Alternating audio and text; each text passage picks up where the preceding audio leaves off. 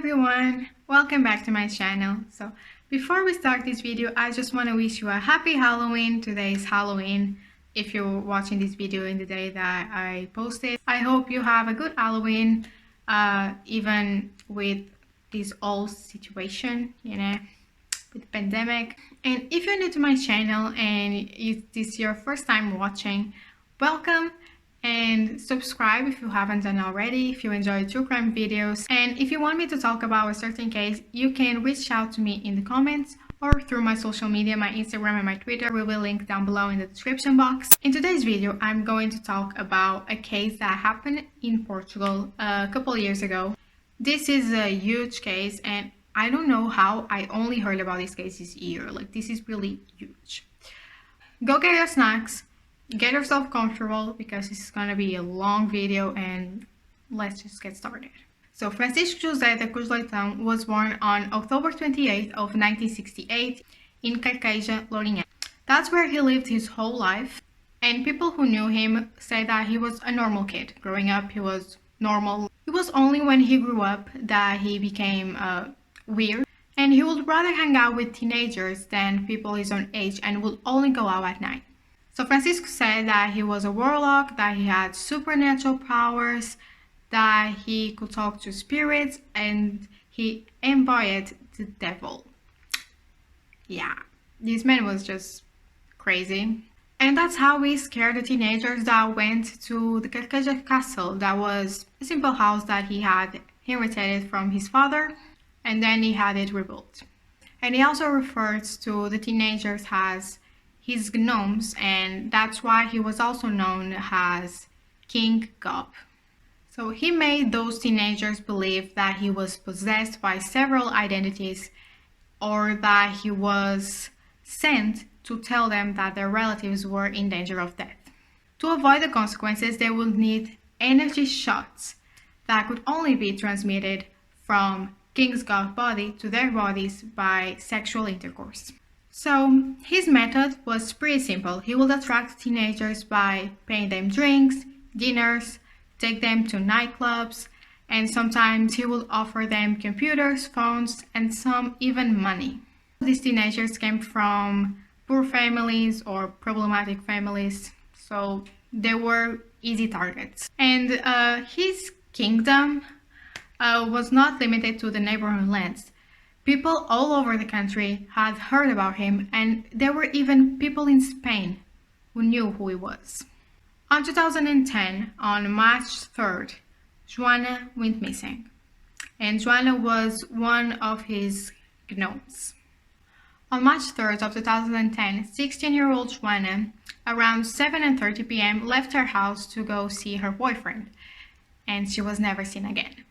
2 days after she went missing, her mother, Maria de Fatima, went to the authorities to report her disappearance. And she only alerted the authorities 2 days after because Joana used to spend the night out without telling her parents. So they thought that it was one of those times that she spent the night in her boyfriend's house, maybe, and she didn't bother to tell them. And what did police tell them? They told Joana's parents that she had probably run away. So they moved to Subrego in beginning of the summer 2009, and this was not easy for Joana. In December of 2009, Joana and her mother had a big fight because Maria Fatima found out that Joana had been skipping classes, and it was such a huge fight that Joana left the house on that night. Despite that, it wasn't normal that Joana still hadn't come back home or called her parents.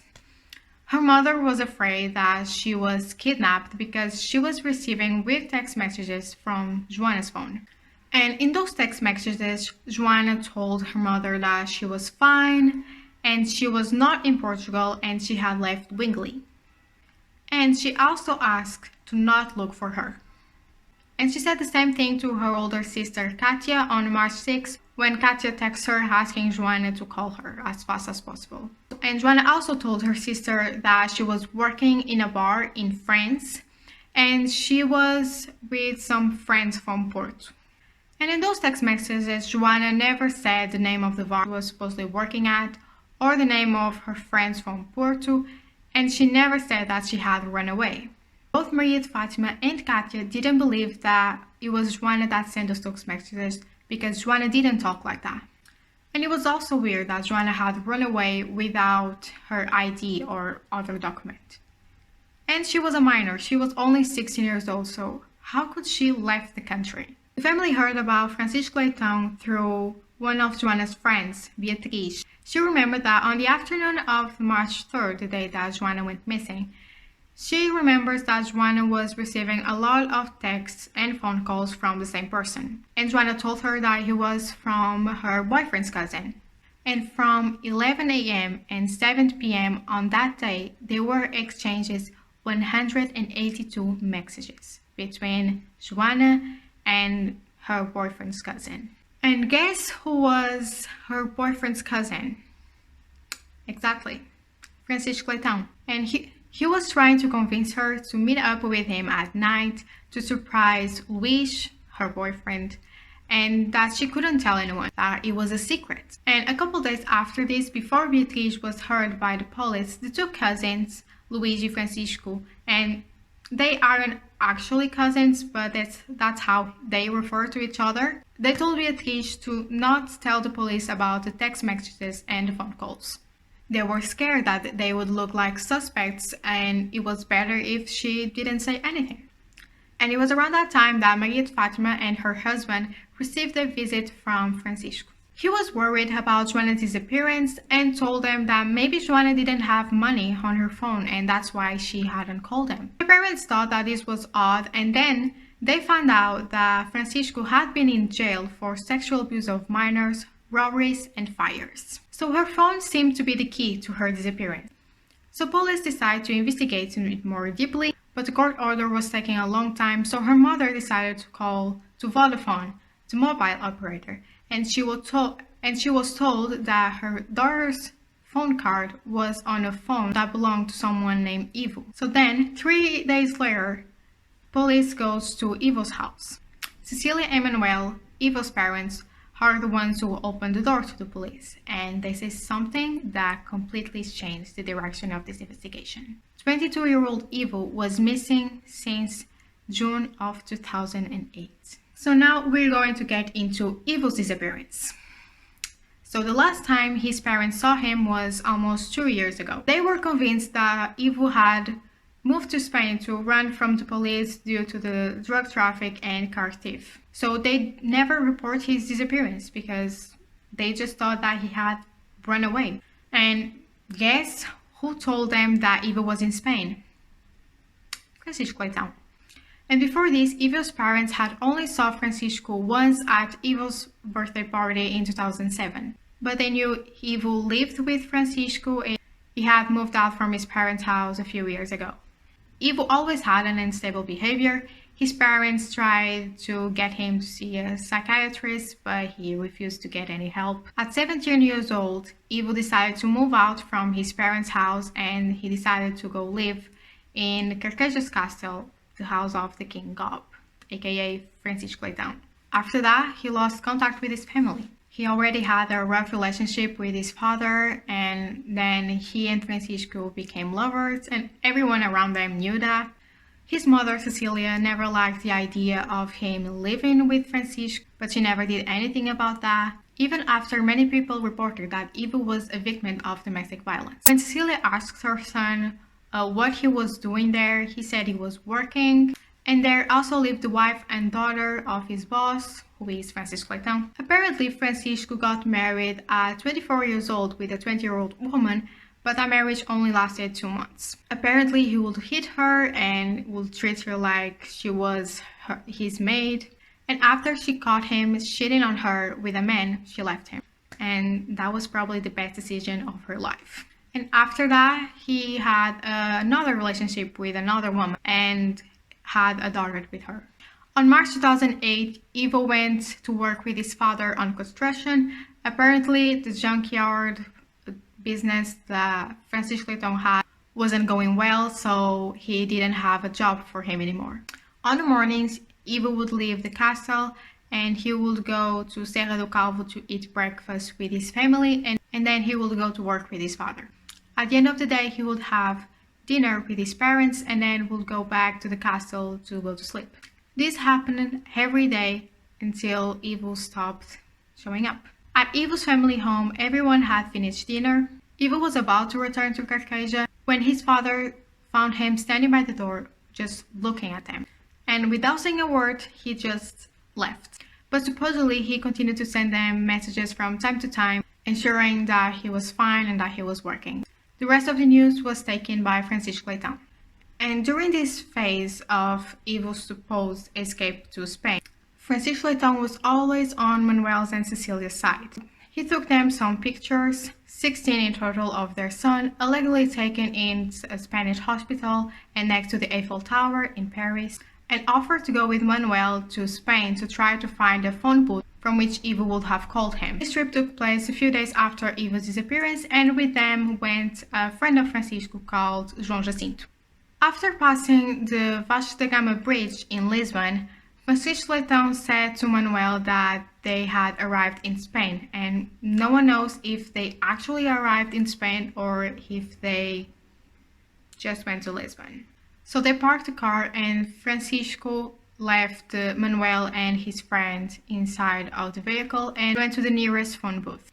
When he returned to the car, he informed Manuel that he had found the number from which Ivo had called him, and there was no doubt that it was that phone booth. So they left the car parked and walked around the area looking for Ivo. Some time had passed when Leitão called Manuel's attention to a car that had just passed them. According to Francisco, the person behind the wheel was Ivo, and Manuel believed him.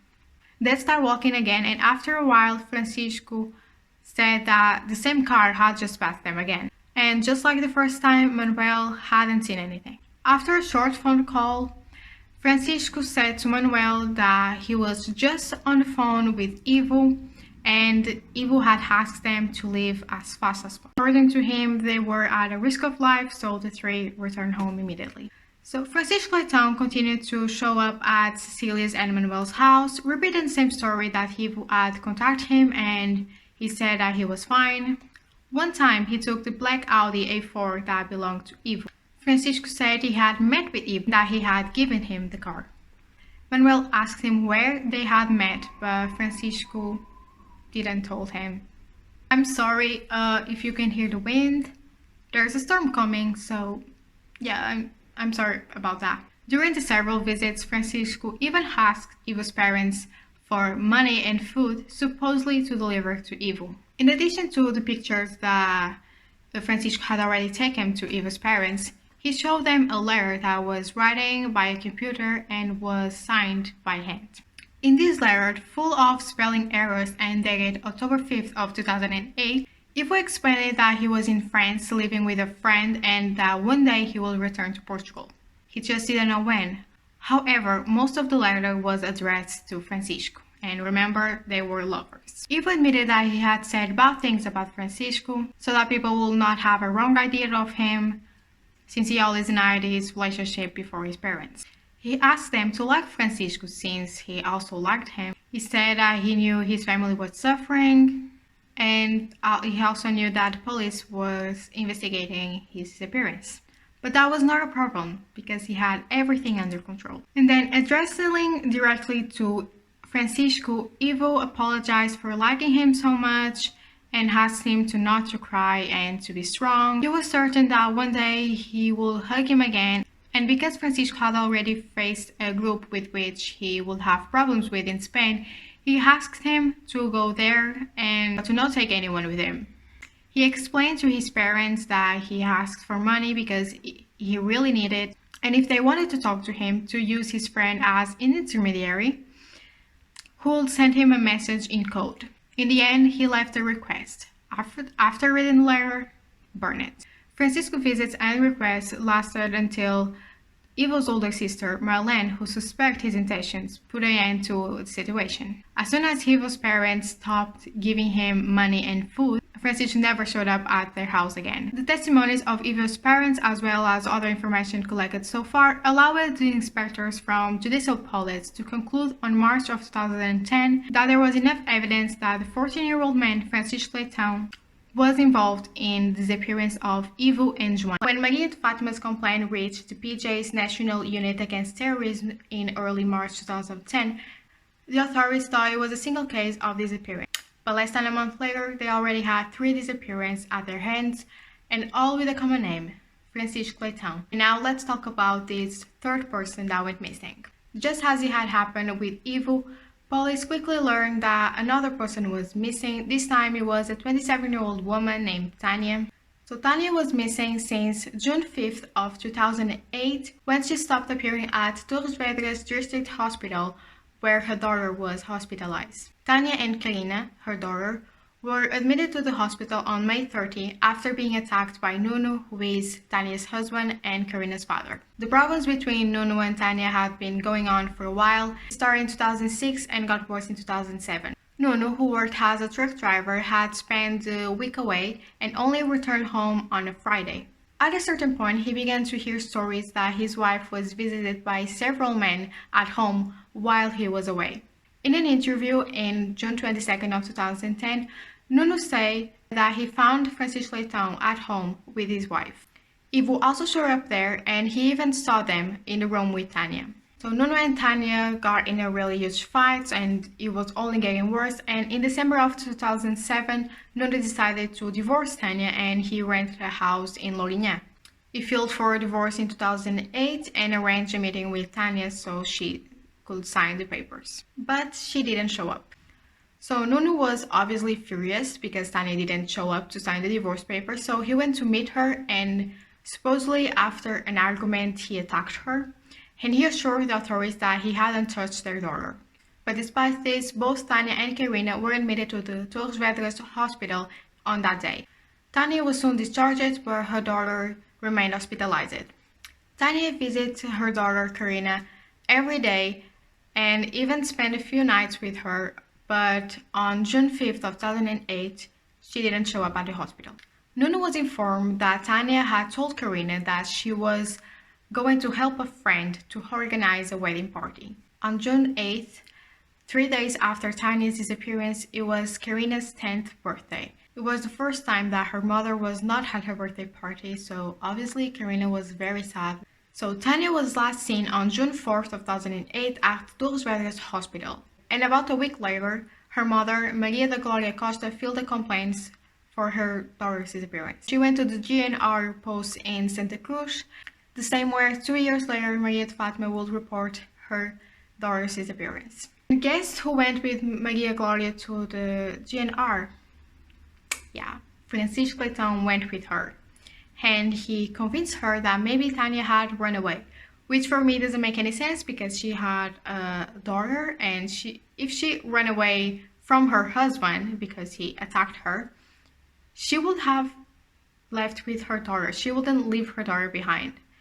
I don't believe that. That just doesn't make any sense to me. But somehow Francisco convinced her mother that Tanya had run away.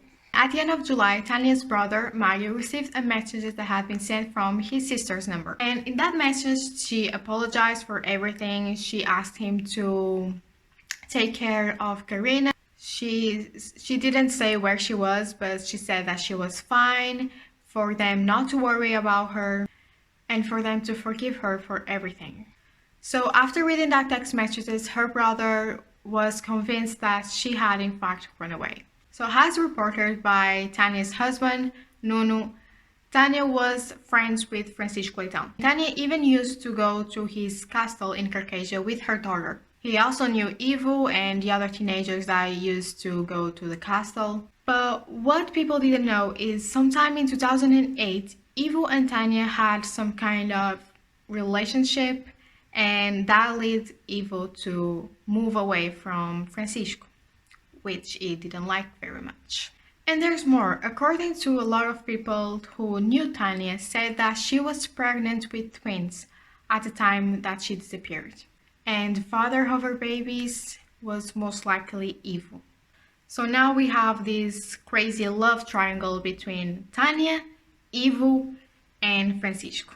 So all of this, Ivo's disappearance and Tanya's disappearance, were discovered about after 1 month of Joana's mother reported her disappearance, And by this time, police noticed that this case was much more complex than what they initially thought, and they were even suggesting that this was a case of human trafficking. At that time, a 15-year-old was kidnapped in Lousada and was released in a Spanish farm, and that case remained in the inspectors' minds. So that's why they thought maybe all of these cases were connected. And the investigation into these three disappearances, Joana's, Ivo's, and Tanya's, also allowed investigators to discover an allegedly fourth victim. This victim was a man named Antonio, who is known as Pisa Lagarde, and he had been disappearing since 1996 in the region of Lourinhã. He had disappeared from the Lourinhã area in November of 1996. So Antonio was 73 years old at this time and apparently lived in a van. He was born in Lisbon, but then he moved to Peniche after divorcing his wife Elisa. Antonio used to travel a lot to Lisbon to visit his family, and it was when he stopped doing so that his family reported his disappearance in 1996. His daughter, Odette, had tried to find by her own means what happened to her dad. And she learned then that her father had been admitted to the Peniche hospital shortly after his disappearance. And guess who went with him to the hospital? Exactly. One more time, Francisco Leitão is involved. Odette had the worst image of Francisco because at the time of her father's disappearance, Francisco didn't have a good reputation in the area. So she decided to confront Francisco with the information that she had collected, but he told her that after taking Antonio to the hospital, he left him in Lisbon, and whatever happened after that was unknown for him. So at the hospital, there were no information that someone had taken Antonio to the hospital, only that he was assisted because he was drunk. And for Antonio's disappearance, that's all we have, that's all we know. There's no actually proof that he was involved, but at the same time, it's kind of suspicious. He was most likely involved in the disappearance of this man. Now, going back to the disappearance of Joana, Ivo, and Tanya, Joana's cell phone was like the key for all of this case. It was thanks to her cell phone that the investigators got the clue who led them to Ivo and later to Tanya. And thanks to that, they discovered a lot of crimes that would have been committed by the same man, who is Francisco Leitão. And it was thanks to their phones and to their phone cards that the investigators were able to catch Francisco. And by this time, Francisco was anxious to mislead the victim's family, and he made several mistakes. The first happened in July of 2008, a month after Tanya went missing. On July 21st, Francisco inserted Tanya's phone card into his cell phone, and he then sent a message to Mario, Tanya's brother, pretending to be her. So that message that her brother received saying that they wouldn't have to worry, that she was sorry to take care of her daughter, that was Francisco and not Tanya.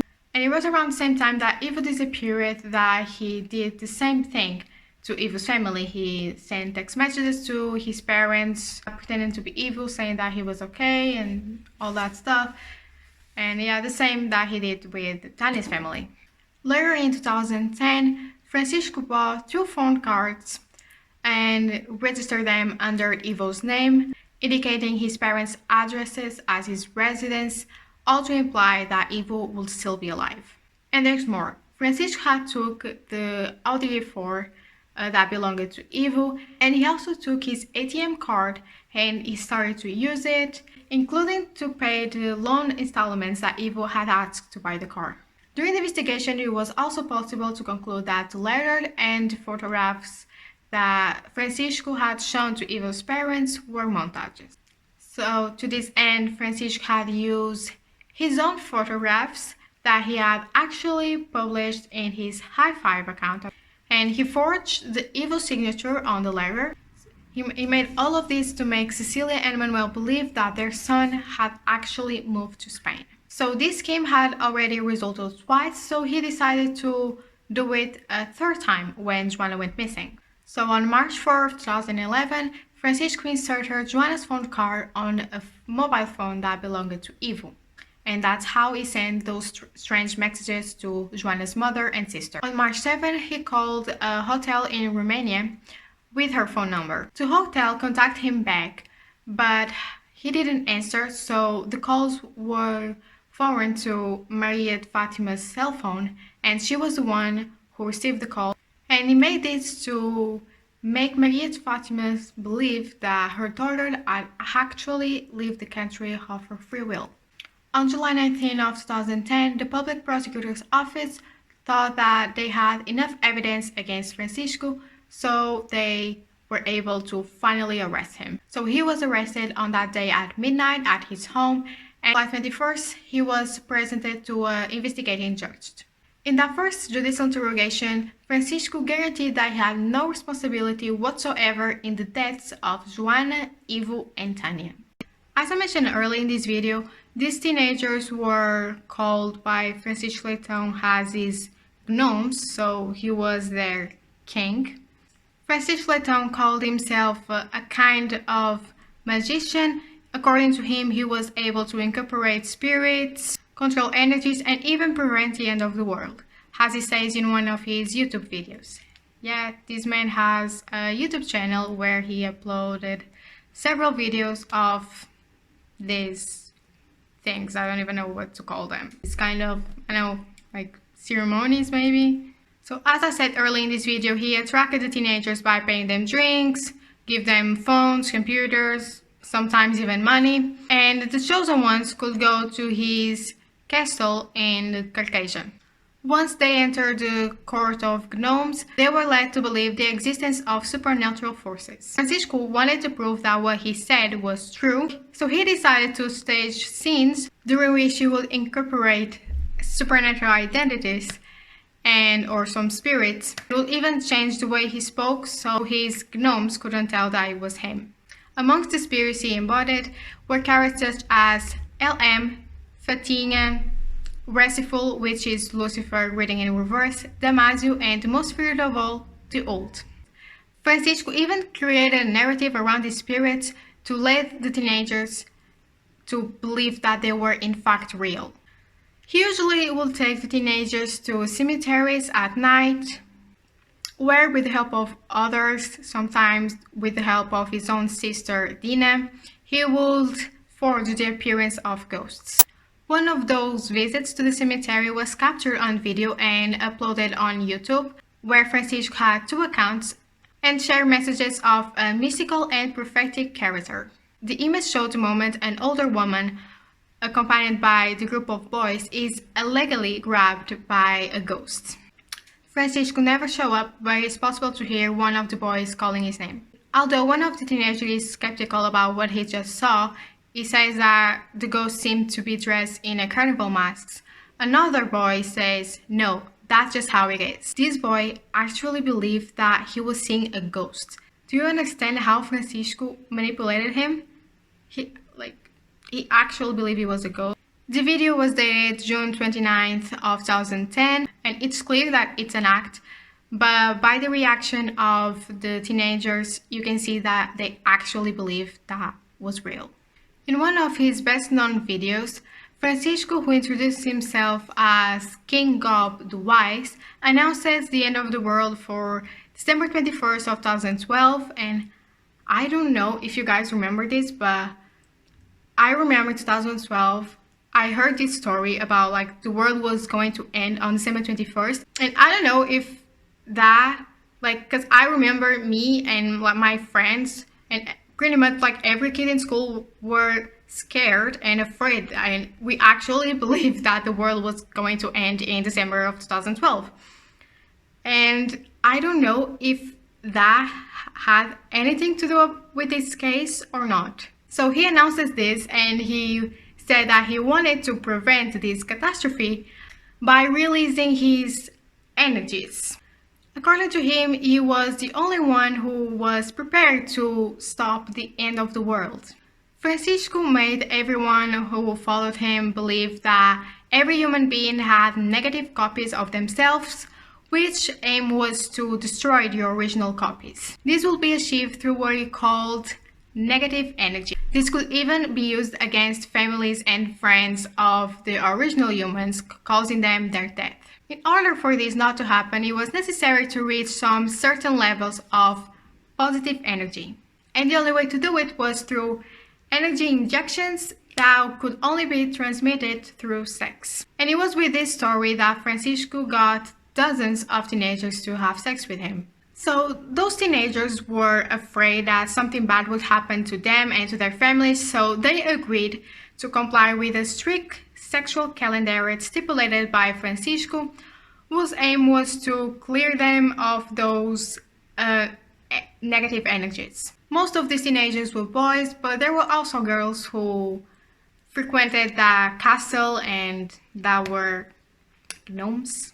It may seem hard to believe, but the fear of these teenagers was very, very real.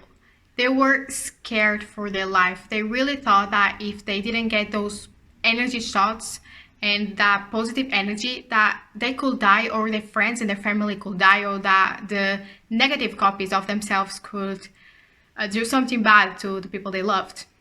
And one of them let himself get raped consecutively in 2009 for that same reason. So Francisco would rape him every 4 days and made it very clear that if there was any flaws, he could be at risk of life. And he inflicted all of this fear in this 18-year-old boy that when he didn't get those energy injections, he would panic it. And in addition to all of this, Francisco also told him that the accumulation of energy within the supernatural identities that he embodied could cause emotional suffering. Therefore, it was necessary to pour all of that energy out. And this boy couldn't stand the idea of causing suffering to these spirits like Fatina and Maria, so he agreed with Francisco. And later on, he found out that these two spirits that he considered like his friends didn't exist. Another young boy who was one of Francisco's favorite gnomes believed till the last second that everything that Francisco did to him was for his own good, even the rapes that he was victim of for long periods. And like many others who were part of this kingdom, were led to believe in a reality that only existed inside Francisco's mind. So Francisco had explanations for everything and always found new evidence to prove that those spirits were real. That's how he made this boy believe that everything he said about the negative, as he called him, really existed. Francisco didn't even threaten him by saying that these supernatural identities wanted to kill him. So Francisco, little by little, was able to provoke such panic in this teenager that despite the initial refusal, he ended up giving in because he was so scared that he would eventually die. The terror was such that this boy was scared to walk on a street, even during the day. He spent sleepless nights and even let his bedroom light on. When he showed some resistance, Francisco would drug him. The next day he would wake up without any memory of what happened the night before, and his body was covered up in bruises. But that had an explanation. According to Francisco, it was all work of the negatives. The energy shots started to be more sporadic, but over the time they become more regular. However, with the disappearance of Joana, Francisco transferred his attention to another boy, who is called Luis. That was Joana's boyfriend. Luis met Francisco between the end of 2008 and the beginning of 2009 through two friends of him who told him he was a wizard and managed to the use of energy move objects. So Luis was curious about this story, so he decided to visit the King Ghob's house on that day, and to impress him, Francisco showed him a book of San Cipriano and did a magic trick which a bouquet of flowers appeared to move by itself. The trust between Luis and Francisco grew, and Francisco started to gain some control in Luis' life. And shortly before Joana's disappearance, Francisco had almost full control of Luis' life. So to have all of this control in Luis' life, Francisco told him about that story of the negatives and the positives, and that if he didn't obey him, that he would be punished with death. Francisco even convinced him about an existence of another identity called 88, a ghost from the past that would have been cursing him for a long time. Luis even came to meet the 88 during one of the visits to the cemetery. And it was after that that Francisco, incarnating the spirit of LM, explained to him that it was necessary to receive those energy shots to fight the spirits. This continued until July 2010 when the King Ghob was arrested. And despite Francisco's influence on Luis, there was one thing that he failed to convince him, and that was to leave Joana. And people believe that that's why he murdered her. And it was also out of jealousy that Francisco killed Tanya, because he was afraid that Ivo would leave him for Tanya. And there's another theory that says that Ivo confronted Francisco about his girlfriend's disappearance, about the disappearance of Tanya. And Francisco didn't want to be discovered, so he arranged to make Ivo disappear as well. But Joana and Tanya weren't the only ones to suffer with Francisco's jealousy. Another young woman who came across Francisco in August of 2009 said to investigators that she was scared that he would kill her. The two met at a particular troubled time in the young woman's life. She just ended a romantic relationship and she was living on the street in Caldas da Rainha. Francisco offered her help and said that her life was that way because of the negative energy and she needed to be decontaminated.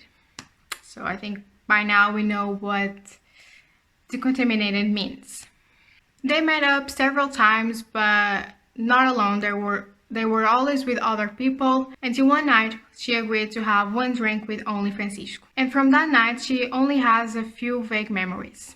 She remembers waking up in a double bed in Francisco's house. Like many others, she was probably drugged and raped, because remember, he wanted to decontaminate her. Seeing her awake, Francisco prepared her breakfast, wheat bread with spreaded chocolate cream and chocolate milk, her favorite.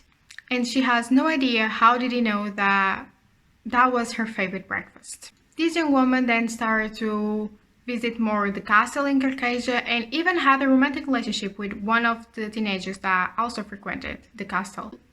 And according to the teenager, Francisco was always against that relationship. At the end of that same month, August 2009, during a meeting with her boyfriend Francisco and Luis in a shopping center, Francisco told her to go to the car park because her copy was there. However, her boyfriend and Luis warned her and told her to not to go there and to just leave. She believes that if she hadn't followed that advice, that she would most be likely be killed for having a relationship with one of Francisco's gnomes. And just like these young women whose name is unknown for us, we have another young woman who was also involved in this story, and she appears in this story in the same way as the others, but she will end up being one of the key witnesses for this case. She met Francisco through her sister, with whom Francisco had a relationship, but after they break up, Mara and Francisco remained friends and even had a friends with benefits thing going on. Mara was also married, but she then got a divorce and went to live to the castle with her daughter and her 18-year-old nephew. Despite the apparent good intentions of Francisco, because he helped her when she needed the most, Mara quickly discovered the reality. During the times she lived in the castle, she witnesses the most bizarre situations and even ended up in the games of the King Ghob. And she was the one who told the investigators what happened to Ivo. But before I tell you what she did say about what happened to Ivo, let me just explain why she was so close with Francisco and why she remained in the castle even after witnessing those bizarre situations. So one of the reasons that led Mara to come even closer to Francisco was because she believed that he was able to communicate with her father, who had already died. So Francisco was aware of this, so he wanted to do everything he could to feed Mara's hopes, and he used the old one of the identities that he claimed to incorporate and basically convinced her that she was responsible for her father's death. Apparently, the old was the worst spirit that Francisco created.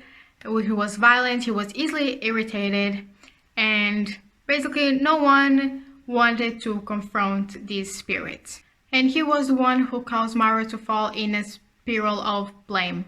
So she was desperate and she saw in Francisco her last hope for apologizing to her father for not being there for him when he needed her the most. And that's why she started to help Francisco, because she believed that if she did that, that would help her father find the light and have peace. So she started to help to drug the young teenagers that passed through the castle, to put medicine in their drinks. She even made macumba with bones that she was sure that were human, animal sacrifices, and black magic. And when she didn't do what Francisco wanted, or rather what the old wanted, she will be punished. One time she was forced to spend the night tied in a tree together with Ivo, who was also manipulated by Francisco because of the spirits and because of the use of medication. And even when she left the castle, she was still a victim of rape. But during the time that she lived in the castle, Mara and Ivo were very, very close. They were very close friends. Mara basically became Ivo's confidant. And because they were so close, that meant that Mara would have to witness the last hours of Ivo's life. And as I already told you, Mara was the key for finding out what happened to Ivo. She was one who told investigators that Francisco killed him, and she witnesses everything. She saw it happen. I can't even imagine how traumatizing that was for her. She literally saw her friend, she was very close, maybe her best friend, being murdered. I can't even imagine the trauma that she went through. According to Mara's testimony, Francisco allegedly attacked Ivo with an iron rod following an argument. Ivo fell on the floor and he was bleeding through his head, and Mara and Francisco placed him in the trunk of the van. Francisco told her that they had to take Ivo to the hospital, and she was convinced that that was what they were gonna do. So Francisco went on the van and Mara went on her car. But when they were arriving to the hospital, Francisco made a detour indicating that he was not going to the emergency room. He told Mara to not ask questions and just to follow him. After a short time, he told Mara to leave her car and to go with him on his van, and she went, and Ivo was still on the truck and he was covered up to the head, and she said that she didn't show any sign that he was alive. Francisco took Mara to a forest where he forced her to transport Ivo's body to a house, and when she entered that house, she saw an open hole and she knew what was going to happen next. So she felt so disgusted and that she burst out and threw up at the entrance and turned to Francisco and called him a murderer. But Francisco assured her that Ivo was fine, and on the next day, June 27, 2008, he would speak to her. Mara assured the investigators that Ivo was not dead yet when she left, that she could still hear him breathing. However, she never saw him again. She received some messages supposedly sent by him, but it didn't seem to be written by Ivo. But when it came to the final decision, the panel of judges had no doubt. It was in the aftermath of that blow in the head that Francisco killed Ivo and then got rid of the body to avoid being found. Mara told the investigators where Francisco would have hidden Ivo's body. They searched the whole area, but they didn't find anything. And it was also Mara that told the investigators that there was a prison inside the castle of King Ghob. And apparently that was where Ivo was before getting murdered. So the police searched the whole castle and that prison, but there was no evidence that Ivo was there. And news published at the time said that was the space where Francisco committed the rapes of which he was accused and was on trial on 2017 after his conviction for murder, but nothing was ever found. Francisco began to do tests of forensic psychiatry and psychology at the National Institute of Legal Medicine in Lisbon in October 19 of 2010. Their point was to prove that Francisco was not uncountable and he was well aware of his actions. And that was exactly the conclusion that psychologists came to. So Francisco presented as someone who was narcissist and had trouble controlling his frustration and his emotions and his impulses, and he was constantly trying to be the center of attention. The arrest warrant of July 19 of 2010 also referred to traces of schizophrenia and psychopathy. Francisco never confessed to crimes he was accused of and even showed a defiant stance towards authorities. In an interview with Diário de Notícias in January of 2011, when she was already in jail in Lisbon, he was stressed that he didn't kill anyone And he even said that he was in jail because he was accused by the police and he would love to see the evidence and the alleged 3 bodies. Francisco also denied that he used the phone cards of Joana, Ivo and Tanya. He said whether or not their phone cards were used on his phone, he didn't know. And he concluded by saying that he was not going to assume something that he didn't do. But a psychiatrist called Carlos Payage says that Francisco never said that he didn't abuse, that he didn't rape, but he just said that they don't have any proof of that. And Carlos Payage said that it's usually they speak of people who committed crimes and think that they are unpunished. It's that feeling that he is always gonna get away with everything that he does that leads to the continuous crime and leads him to continue to commit these crimes. And when the cases are already so many that everyone has realized that he was the one to commit them, everyone realized that but himself. And according to this psychologist, he says that criminals often help with the searches. In this case, Francisco was always on the victim's family side. And Francisco had a narcissist personality, so he was unable to empathize. For him, the others are just objects and they are there to serve his interests. And he committed these crimes to kind of achieve his goals. Psychology says that the number of homicides didn't have to do with the purpose of killing, but they killed to prevent something. Do you remember he said that he was the only one to prevent the end of the world in 2012? Maybe that has something to do about it. Maybe that was the way he had to prevent such a tragedy. So we have 3 murders and no body. For months, the investigators tried to find the body of Joana, Ivo and Tanya. They did dozens of searches in the King Ghob's house, in surrounding land, in the woods, in the whole area, and they never found anything. So on July 2011, they gave up, admitting that they would only return to the field with new evidence. When Francisco was formally charged with 3 murders, there were no evidence of how and where the victims would have died, in the exception of Ivo.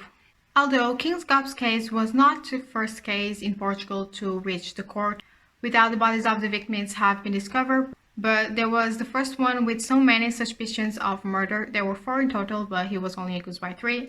Remember, police also was suspicious about Antonio, who just disappeared. There was actually no proof that he died. But the public prosecutor and the investigating judge considered that they had strong evidence of the practice of 3 crimes of homicide. Francisco Leitão's trial began on January 9th of 2012 in Torres Vedras, and during the 3 months that lasted, he remained silent. He only spoke during the final allegations to plead not guilty. He kept repeating that he didn't kill anyone.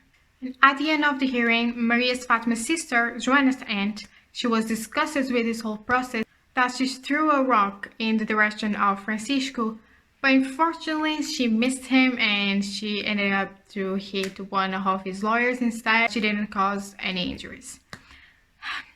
How I wish that rock would have hit him. On March 29th, the sentence was read.